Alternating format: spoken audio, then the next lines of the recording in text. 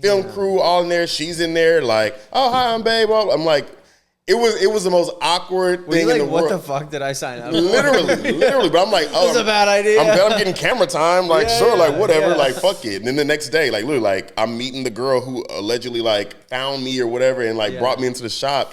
It was crazy. You said it was awkward though? It was awkward that day. Yeah, it was awkward as fuck. I don't know you, bitch. Like.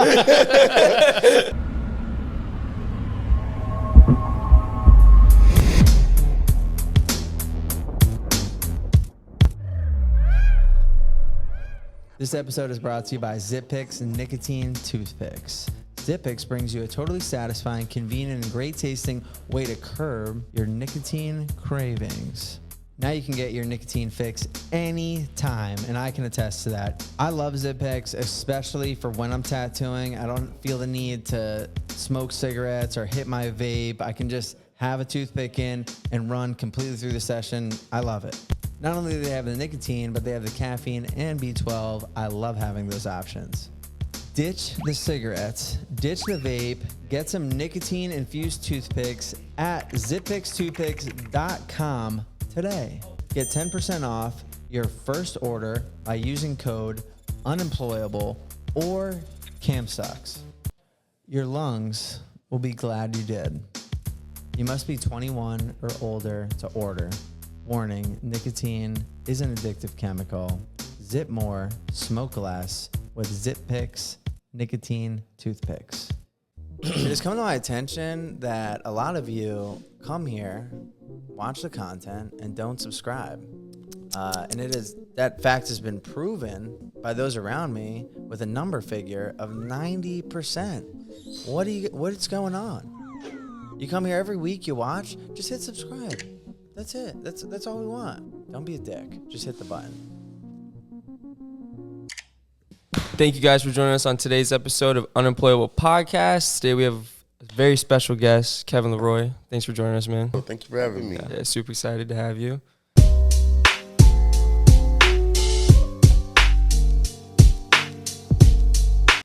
I will say, Cam, I miss. Yeah, I was gonna say I miss you doing it. Cam is back. My awkward intros. Yeah.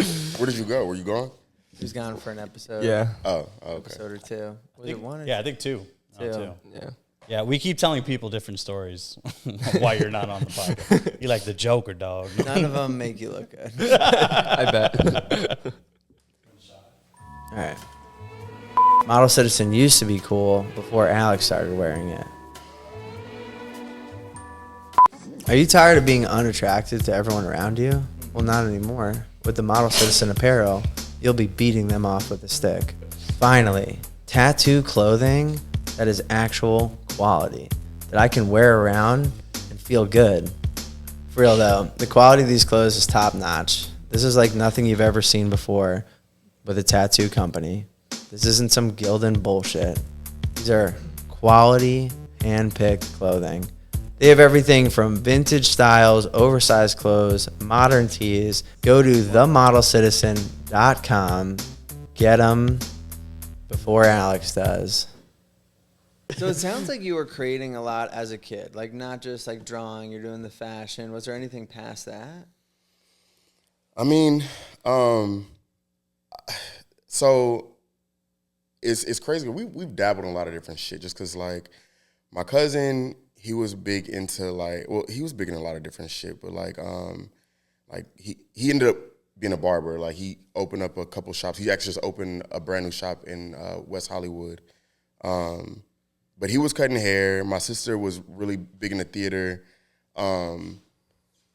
sports and all that shit. Like we were into a lot of different shit. Yeah. But the things that I cared about most was always, just art and fashion, and honestly anything pop culture. Like I was really big into like who's hot, like what are they doing, what's happening. Like I was into that kind of shit. Yeah.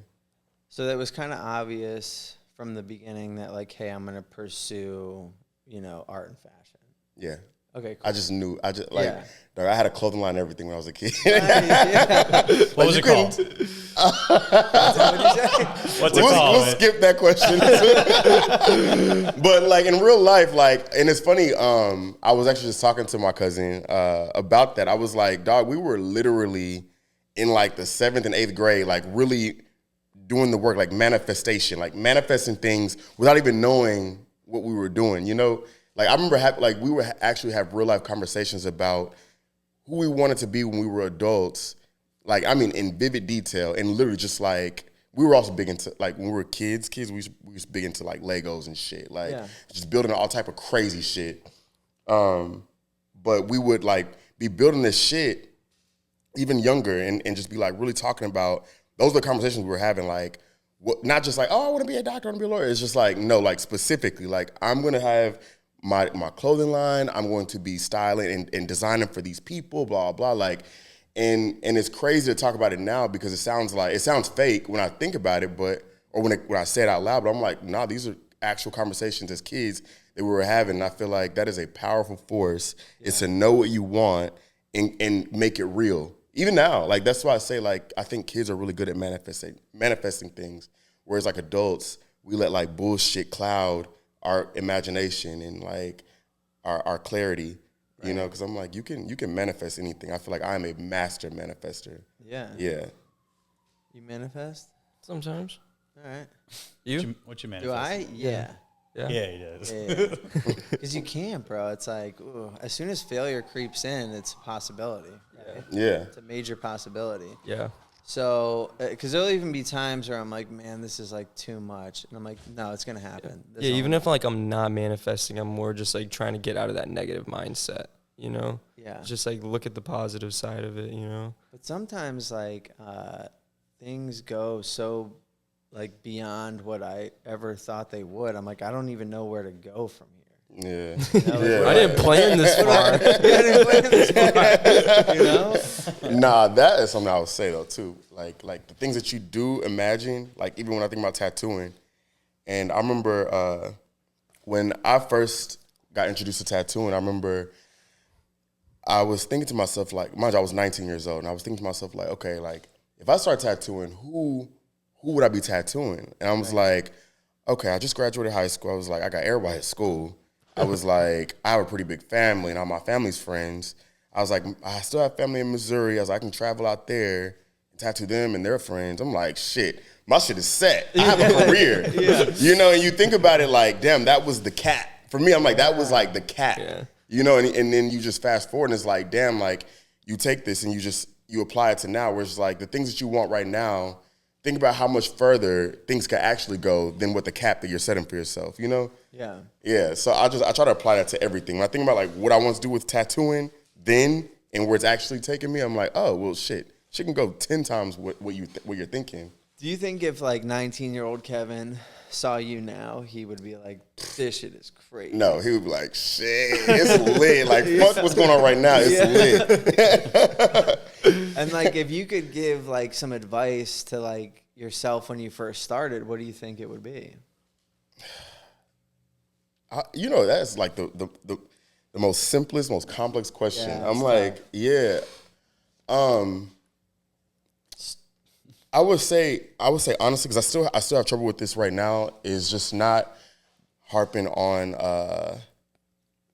the bullshit. You know what I mean? Like, I feel like the things that just typically make us mad on a daily basis is so stupid.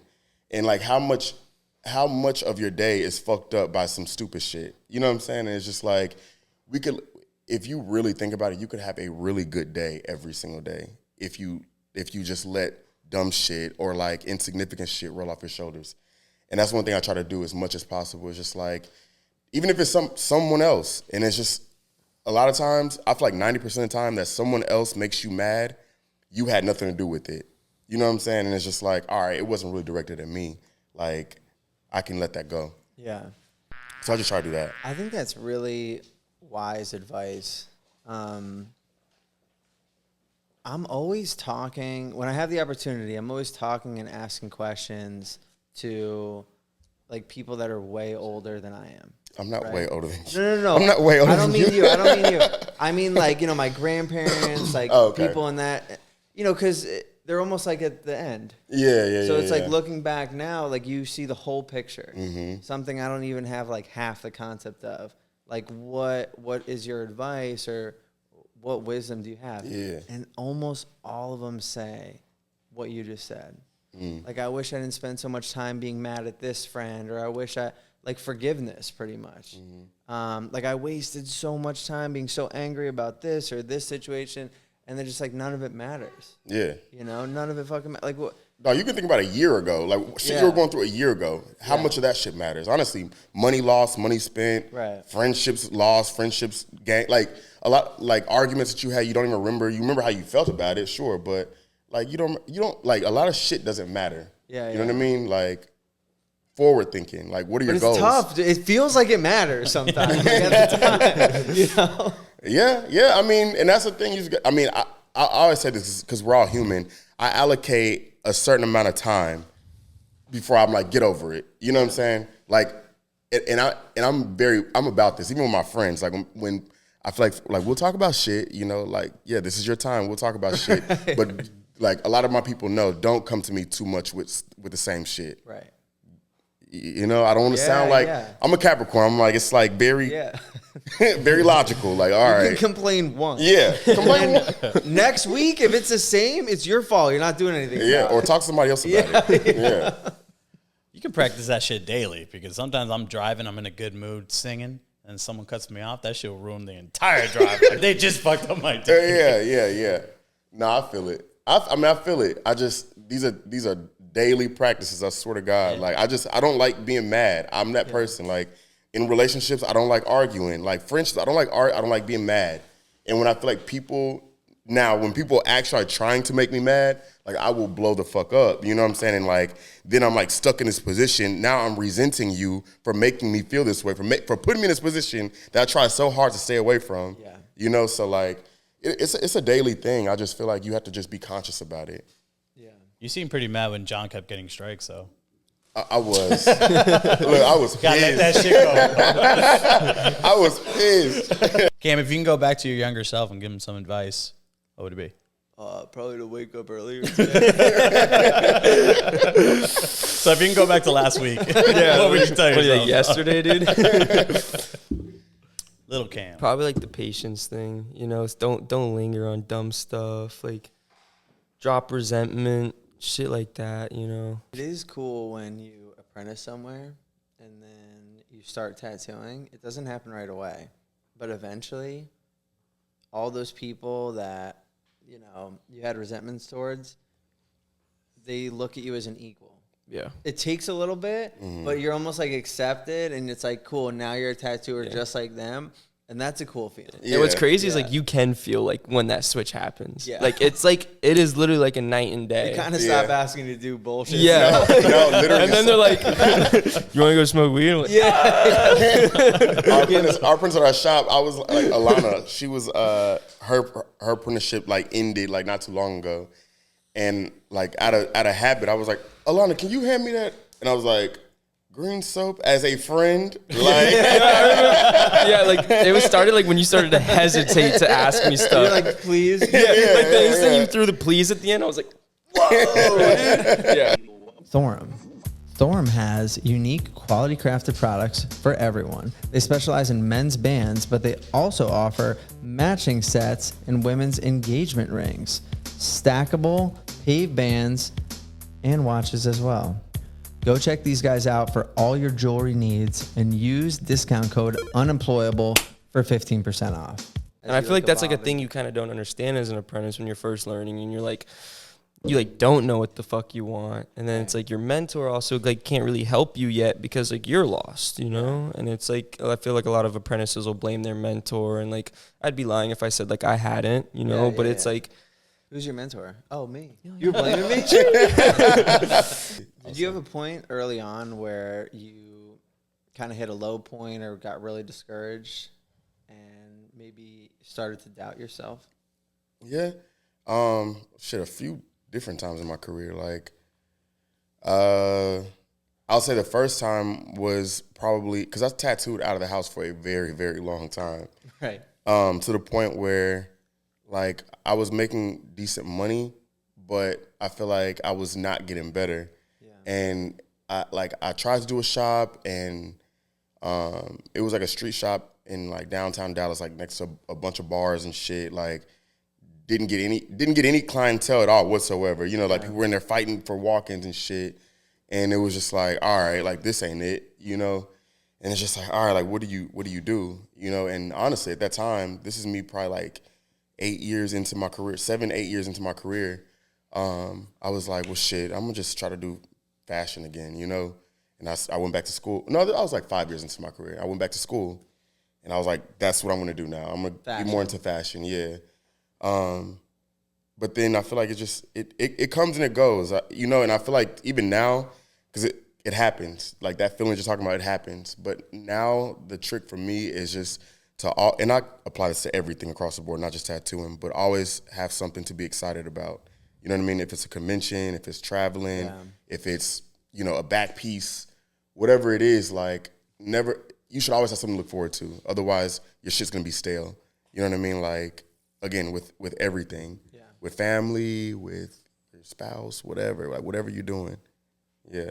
And then when you like went back into fashion at first, you said at that 5-year point, were you like re-inspired? Like, yeah, this is it. This is going to be the thing. Yeah. And what was cool, so I went back to school and now I went to the Art Institute. So the programs it's like, yeah, you're in fashion design. You're in that, you know, field, but you also have to take these classes to get through it, you know? So all the classes was like figure drawing and, you know, a bunch of shit that like was applicable to tattooing, you know? So it was just like, damn, like, oh, I didn't even know, you know, like teachers teaching you shit like keep your reference as close to your drawing as possible because, you know, looking over here, you're losing a lot of information from here to here. And I'm like, damn, like, so now when I tattoo, I do that, you know what I'm saying? Because I'm like, oh, I can actually see what I'm tattooing like that, you know? So school really, really inspired me. If it didn't do anything else, it was really expensive. And honestly, like, I like to say it was a waste of time, but no. Like, I was like, if it didn't do anything, it inspired the fuck out of me. Because it made me move. I left Dallas and moved to New York for school. I would never have done that had I not been in school and had people, like, believing in me that I respected and looked up to artistically, you know? And then when did it find its way back to tattooing? When I was in New York, literally. Like, I was living in New York and it was just like, again, I feel like you tap into that hustle mentality because New York is not cheap. Me being from Texas, I'm like, it was a culture shock. Yeah. You know what I'm saying? So it was just like, all right, I was working, if you familiar with Billionaire Boys Club? Yeah. I was working at Billionaire Boys Club. I was tattooing on the side, and it was just like, I was just hustling my ass off, you know? And people were just so like, oh, wow, like you work at BBC and you tattoo? Like they thought it was like the coolest thing, you know? So like in my mind, I'm like, y'all like these bullshit ass tattoos? Like I just wanted to be better, you know? And honestly, that's when Instagram came out, like around that time. And like, I remember seeing like Nico Hurtado for the very first time, like on Instagram. Yeah. And it blew my mind because on paper, all I would draw would be color portraits, you know, with Prismacolors and shit. But to see someone do it on skin, like I had never in my life seen that before. And I was like, what the fuck? I bought all his DVDs. Yeah. Like I would just sit up. I bought like the pound of flesh, the fake skin, all this shit. I'm just sitting in my little apartment in New York, like just practicing this shit. Like it was insane. And then I actually, because of that, like I feel like I ended up getting hired at a shop in Dallas on a visit type shit. Like they found my Instagram, reached out and was like, hey, we're hiring at the shop, whatever. It's actually where I met Deanna. The guy who actually offered me the job was Deanna's mentor. Was that at the shop with Zach too? All you guys? No, Zach wasn't at that shop. Okay. No, but no, I say that because I'm just like, it found its way back. Like seeing the color portraits like excited me. I was like, I want to do that. Like that's what I want to do. I want to be like that. So I just in my career, like I find lows, but for me, what I found to work be beneficial is like finding shit to be excited about. It'll pull you out of it. Yeah. Yeah. So that was kind of the thing for that, and then it was full back to tattooing. Yeah. Yeah. 100%. I had to quit. It was like okay. At this point, fashion. I was working at BBC for like 2 years, and it like nothing was really happening. Like it was cool. It was a cool ass job, you know, but nothing was really happening. Were there any expectations or hopes for working at that place? Like it will turn into something else? Hell yeah. Like what specifically? So in my mind, I was like, because BBC is a really, really small company. Yeah. Like only less than a dozen people work for that company. Right. You know, so and I mean, like if you're working in the flagship store, at the time there's only one store in the whole country. Right. And you're doing everything from top to bottom. You're working in the store. You're doing online orders. We held our meetings at Rock Nation. Like Jay-Z's office is right next door to ours. Yeah. The design office is right there. So in my mind, it was room to grow. Like I'm like, oh, I know everybody who works for this company. Like at some point, I'm going to be designing for this company. Yeah. That was my ultimate goal. Right. And granted, like I got opportunities to like do like little small things here and there, and people liked it. But and I don't want to say this, but no shade about it. But I feel like everybody who was hired to do their job, that's a job that they wanted them to do without changing too much at that time. Stay in your lane.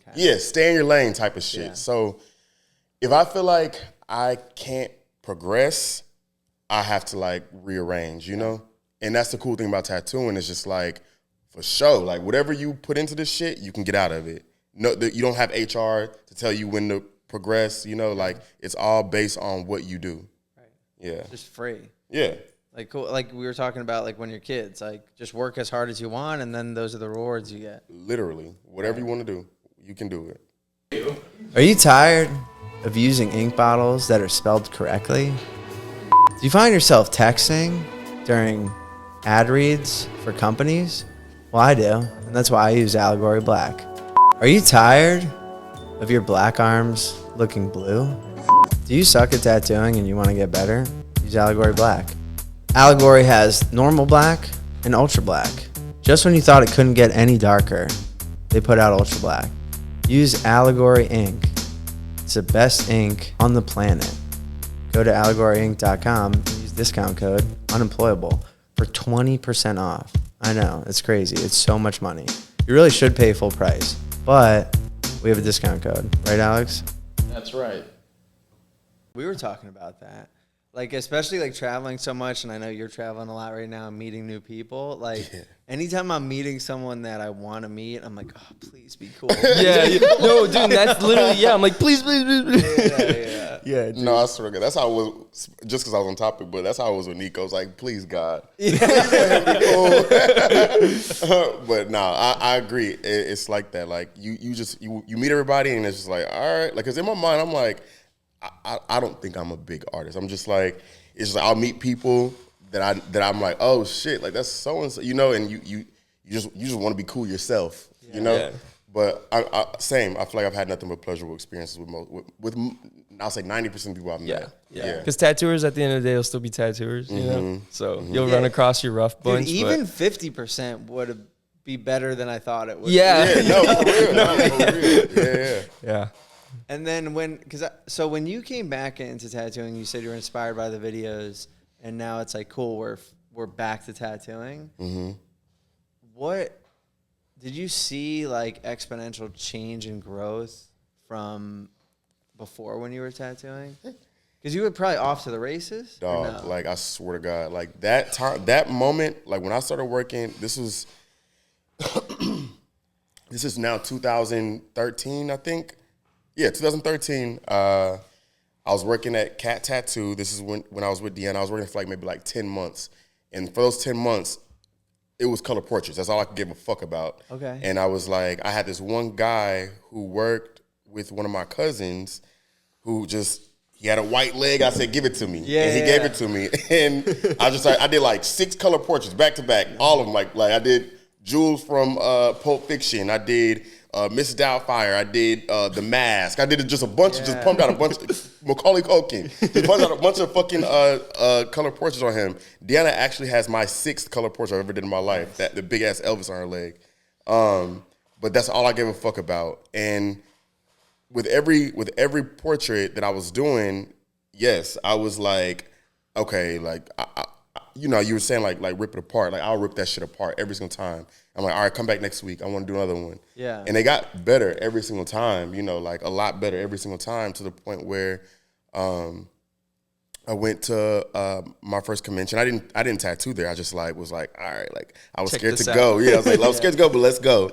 And I went and actually won a second place award. And I was like, oh shit, for Color Portland. I'm like, okay, yeah, it's lit. And literally, that's where I met Zach. That's where I met Zach was at that convention. And he told me he was opening a shop or planning to open a shop. And he was like, we're tattooing at a studio right now. He was like, I know you're at Cat. He was like, but if you want to come work with us at the studio, you can.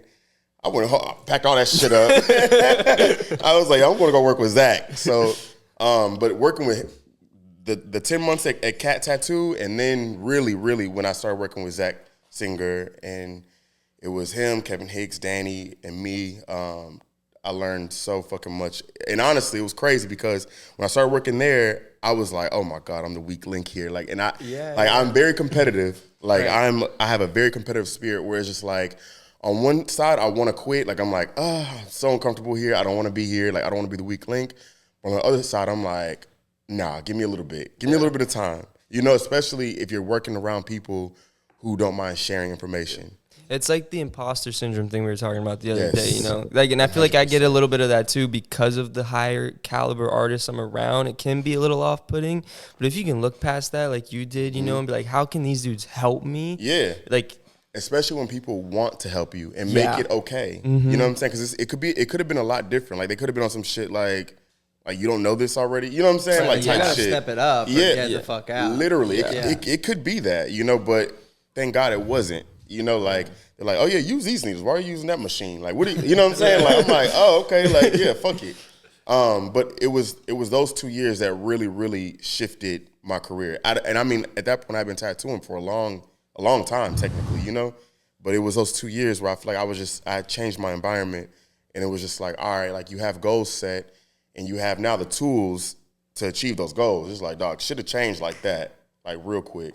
And honestly, like I was telling you the other night, that's how Ink Master, all that shit happened, was at Perception with Zach. Okay. Zach couldn't go because his baby was gonna be born during the time they would be filming. So they looked around the shop, and they asked me if I would come. And I was like, oh, I ain't got no kids. Like, yeah. So I just feel like that era of my career was a testament to just like hard work, tenacity, and pursuit. Like, you know what I'm saying? Like, a lot of things can happen, you know, if you want it, manifest it, you know? Believe in yourself, God, or whatever your higher power is, like, believe in it, like, shit can pop off real quick. 'Cause it never stopped after that, you know? That was a moment? Yeah, that was definitely the moment. You got your chance. You went to Ink Master. Yeah. Yeah. Black Ink, MTV, Tattoo Fart, it was a few other shows after that. Yeah. All right. Model Citizen used to be cool before Alex started wearing it. Are you tired of being unattractive to everyone around you? Well, not anymore. With the Model Citizen apparel, you'll be beating them off with a stick. Finally, tattoo clothing that is actual quality, that I can wear around and feel good. For real though, the quality of these clothes is top notch. This is like nothing you've ever seen before with a tattoo company. This isn't some Gildan bullshit. These are quality, hand-picked clothing. They have everything from vintage styles, oversized clothes, modern tees. Go to themodelcitizen.com. Get them before Alex does. So, I mean, you and I have talked a lot about your experience on Ink Master, and it was fun. We got to go to Vegas together, and I got to like see a little bit more into that world, which was cool. Coming off of Ink Master, did you immediately receive benefits from going on the show? Yeah, Ink Master alumni, they get like with Villain Arts especially, like automatically you get all the emails like, hey, this is the lineup of the conventions, you know, we want you to come to. Like they'll do discounted booths, free booths, you know, like I actually didn't do any of them. I did a couple more conventions with Zach. I will say for me, and this was probably stupid at the time, but I didn't want to be tied down to the idea of like me being a contestant on that show. Right. Like I feel like, and no shade to anybody, because I'm like if you did the show, cool, but for me, I didn't want to get stuck like as a Ink Master as an artist. Ink Master artist. You know what I'm saying? And so like, I mean, call it a chip on my shoulder, whatever. But like, I've always been a type where I want people to see me for the talent. You know what I'm saying? Like, if you've ever seen me at a convention, you've never seen a single show that I've done on a banner or on. You might see a little flyer if we're getting ready to air or some shit, but like, I want you to always come to me for me. Right, you know? Meaning you're not advertising the show. Yeah, I will advertise on my Instagram or whatever if we're airing or something. But once that's done airing, it's done. You know, until the next one. You know, so if people ask me about it, I tell them about it. People recognize me, let's take a flick. You know, but I'm never the type of person to like try to like push that, and that's not my identity. You know what I'm saying? I know there's been a bunch of shows you've been involved with, a lot of film and tattooing. What was after Ink Master, and how soon was it after? Literally immediately. Like we were filming the finale of Ink Master December 6th. I was filming Black Ink January 3rd. Damn, like it was away. Right away. So obviously you were staying at the location to film Ink Master. Mm-hmm. Did you move right after that? No, or so how does that work? How we were, so our Ink Master was a little different. We filmed the principal amount of like the shows and shit, like let's say during the spring. Then they get like a couple months to do the master canvas, and then we all come back for our live reunion. Yeah, you know, like later in the year. So we were coming back for our reunion. And this was December? This is in December. Okay. Yeah, and literally that same week, the producers from VH1, they saw me on Ink Master because we had season 8 of Ink Master. If y'all have not watched this shit, like we had the best season. I don't give a fuck. Okay. This is the season Ryan Ashley won. Yeah, it was like 30 of us. It was crazy. Like that whole season, like still have viral moments from that season, like airing right now. But yeah, it was like we came back and VH1 saw it, and it was like, all right, like, you know, would you be interested in coming on the show? I'm like, absolutely. Like I did good on Ink Master, but I didn't win, so fuck it, you know. So yeah, got cast in that show, did that shit for like 2.5 years. It was insane too, because Ink Master, I think for the tattoo industry, well, I don't think I know, but like Ink Master for the tattoo industry is a lot more respectable. But Black Ink was a much bigger show in terms of viewership. Right. You know, so like it was like a culture shock going from like very like structured game show to very unstructured like fucking like hit fucking cable network TV show that's getting like 2 million views. You're up there with like NBA playoffs and shit. Right. Like our show, like it was insane. So it was just like I love being in that kind of like light. It was cool, but at the same time, like it was super, super toxic. Yeah. So it was like this weird world that you're living in, like where on one hand, like, oh, our show just aired on Monday and I just gained like 25,000 followers in a day. But at the same time, like I go home and I'm depressed about it. Yeah. You know what I'm saying? It's fucked. It was fucked up for a while. Like I said, I did 2.5 years, and after a while, I was like, look, I've done all I can do. Like, wait, so what location was it filmed at? New York. It was also in New York. So you had to move there, right? So no? I had just, I mean, like literally when I got cast for Ink Master, this was okay. So when Ink Master hit me up, I was getting ready to move to LA. Yeah. I was getting ready to move to LA. And I was like, all right, I can do the Ink Master thing or whatever. And I actually moved to LA, got an apartment. And again, like I said, it happened back to back. So I had a whole apartment in LA, and Ink Master and Black Ink both put me up in New York. Okay. So it was like I was paying rent in LA, but I was living in New York. Right. Yeah. For the next 2 years. I mean, they hit you up for the show. I assume you didn't really have any idea what the show was going to look like, but you're like, this sounds like a good opportunity. I'm going for it. Yeah. I had never even watched the show before. Like, I knew Caesar because we follow each other on Instagram. Caesar's like over the whole show. But I had no clue what it actually was. And the thing about, I mean, I knew it was a big show. Yeah. You know, I've obviously heard about it, but I never like actually like watched it. But it was like, it was an opportunity that I felt like, I was like, fuck it. You know what I'm saying? If I don't like it, I'll quit. You know what I'm saying? Period. And I mean, eventually that's what happened, but I think it was absolutely 100% worth it in hindsight. Sure. Yeah. What was day one like? Like you're in New York. You're like, all right, now I got to do this thing I committed to. What is the show? Can you explain the show before you go into that? So Black Ink Crew basically is like a docuseries. Like unlike Ink Master, you go on there, you're on there for that season, and then they get a whole new group of people the next season. Black Ink Crew is like there's the cast, and that is the cast until they just throw people in or people quit or whatever, you know. But the general cast is the cast, and just follow their life. Oh, so even outside the shop. Yeah. Okay. Yeah. Day one, and I mean literally day one, I fly into LaGuardia. They have someone pick me up. They drive me to set, and while we're driving to set, they're prepping me. They're like, okay, so there's this girl, Mel. She is bringing you into the shop. But before we do that, we're doing that tomorrow. But today you have a date with Bae. What? What do you mean have a date? Like, what are you talking? Like, literally left my bags in the car and had to go into this little restaurant they had, and like, look, film, and it's big production. Damn. Film crew all in there. She's in there, like, oh hi, I'm Bae. Well, I'm like, it was the most awkward thing in the world. What the fuck did I sign up for? Literally. But I'm like, oh, this is a bad idea. I'm glad I'm getting camera time. Like, sure, like whatever, like fuck it. And then the next day, like, literally, like I'm meeting the girl who allegedly like found me or whatever and like brought me into the shop. It was crazy. Like off top, like you just get thrown in. It's like, go. You'll figure out what's happening. You know, they'll tell you if you have questions, ask on camera. You said it was awkward though? It was awkward that day. Yeah, it was awkward as fuck. I don't know you, bitch. Like,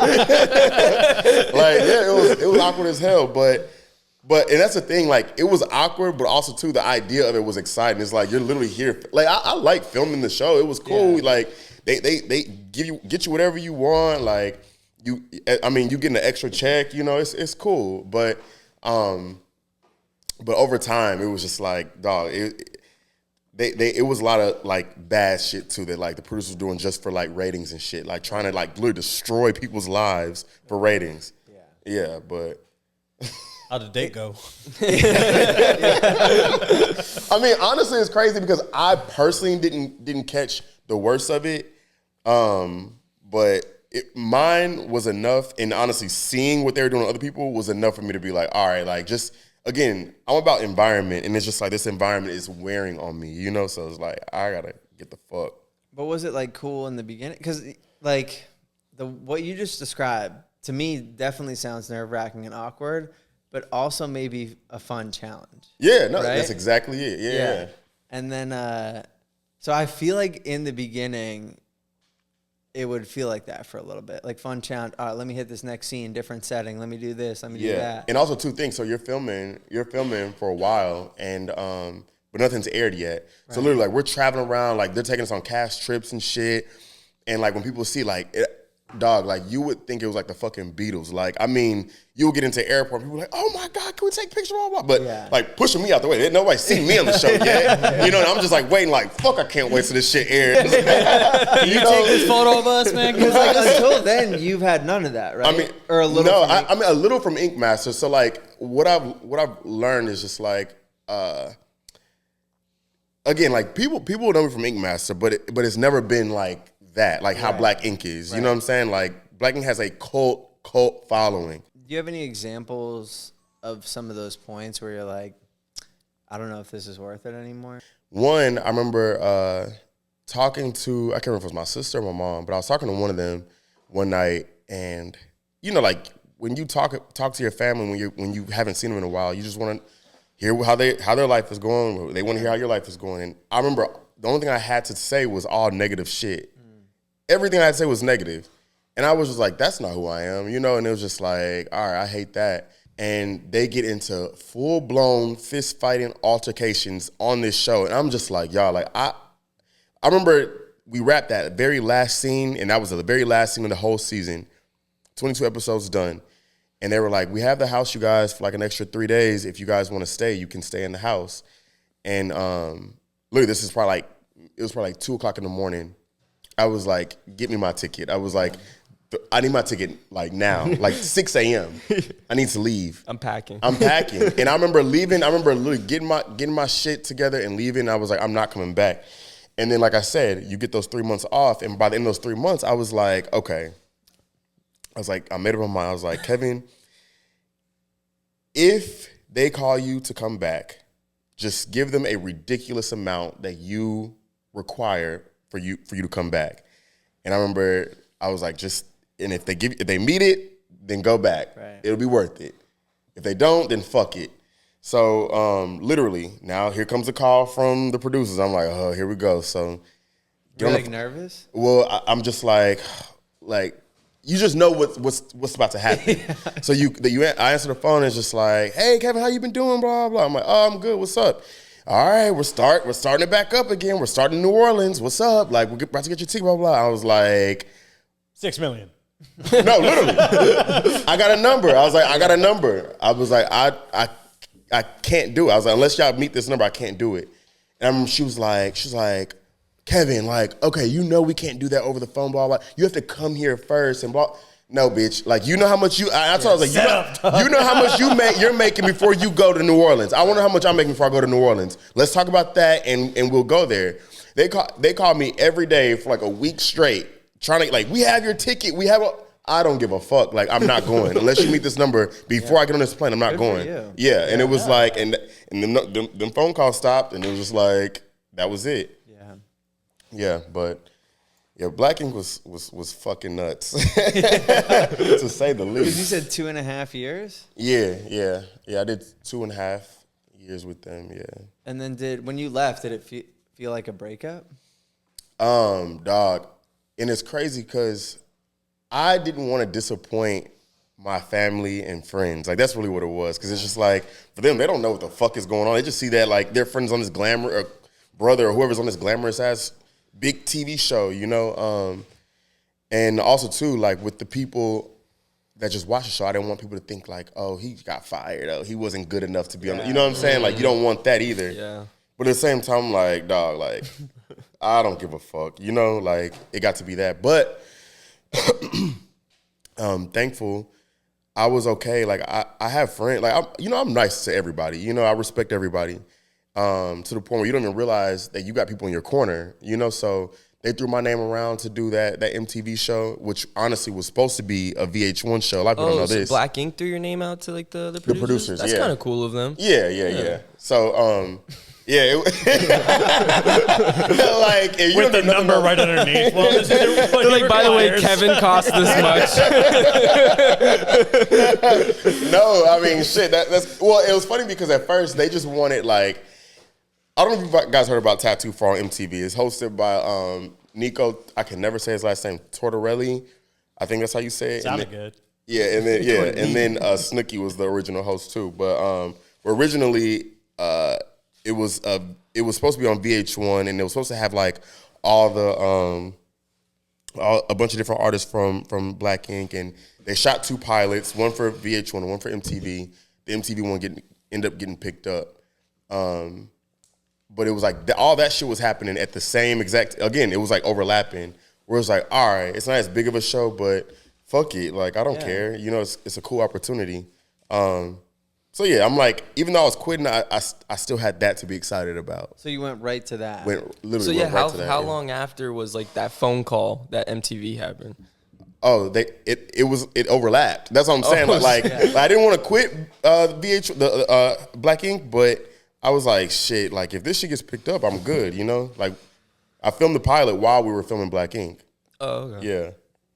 So then right on to that. Was that in New York as well? Yeah, that was also in New York. Okay, cool. Mm-hmm. So you could stay there. And then, so you already had the comparison since it was overlapping. Mm-hmm. So, like, in your head, though, you're like, this is fine. Like, I'm not dealing with this one, but I can do this. That show was fun as fuck. Nice. That show was fun. It was like street shop times 1,000. Like, people just coming in for dumb shit. Like, and it's just like, make this dumb idea, like, visually cool. You know what I'm saying? Like, and I mean, granted, a lot of them didn't know what the fuck they were getting.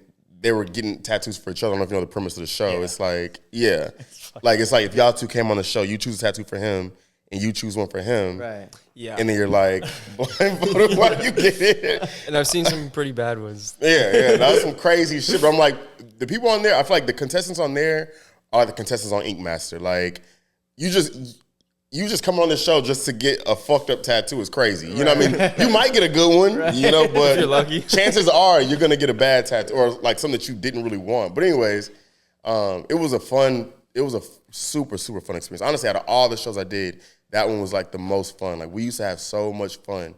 Like they put us up in a really dope ass hotel for 2 months. Like all the artists, it was 6 artists. All of us became really tight. The hosts were really cool. Like production was really cool. Like every single day we were on there, like everybody. Like how I feel like coming in here, how everybody just had really good energy. Going to that show, like every single day, super good energy. Everybody's super happy and fun. Like it was cool. This is a nice breath of fresh air. Yes. Yeah. Yes. You ever follow up with the couples? Like, y'all made it? Or No, they'll follow with us. Like, can you cover this shit up? So on your off time, you're just tattooing at a shop. Mm-hmm. Nice. Yeah, my best friend, Katrina, she wanted to open up a shop. She was on Black in Chicago. Okay. Which was a different part of the franchise, equally as crazy. Yeah. I was a smaller cast in Brown, New York. Yeah. She was main cast on Chicago. Yeah. We both quit at the same time, actually. Oh, so you had that to talk about. Yeah, we both ended up quitting at the same time for the same reasons. Yeah. And she was like, yeah, I want to open up a shop up in L.A. And I'm like, dog. I was like, if you open your shop up in L.A., I was like, I'm quitting. I'm going to quit this shit. And she didn't believe me. You know, because it's a big show. Yeah. She didn't believe me. And, yeah, she was like, well, I'm going. And I quit the show too. I'm like, so I was like, I have the MTV shit. I was like, Katrina's trying to open up Enigma.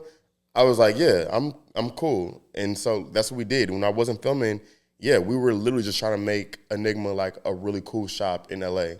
You know, and then, 5 years later, they ended up giving us our own show out there. Yeah. Yeah. So when you say you're trying to make it a really cool shop, what were some things that were important to you guys that you wanted to implement in the shop? Honestly, because there's not a lot of like black-owned shops, reputable black-owned shops, first of all, in the country, but more so in LA.